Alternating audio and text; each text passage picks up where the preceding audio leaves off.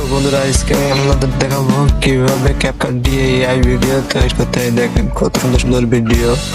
এর জন্য আপনাদের সর্বপ্রথম কি করতে হবে, আপনাদের ক্যাপকাটটি ওপেন করতে হবে। ওপেন করার পরে এই দেখেন কত সুন্দর সুন্দর ভিডিও, এর উপর ক্লিক দিলে আপনাদের পছন্দ মতন ভিডিও বানাতে পারবেন। তার জন্য আগে এআই এর উপরে চাপ দিয়ে দেখেন কত সুন্দর সুন্দর ভিডিও।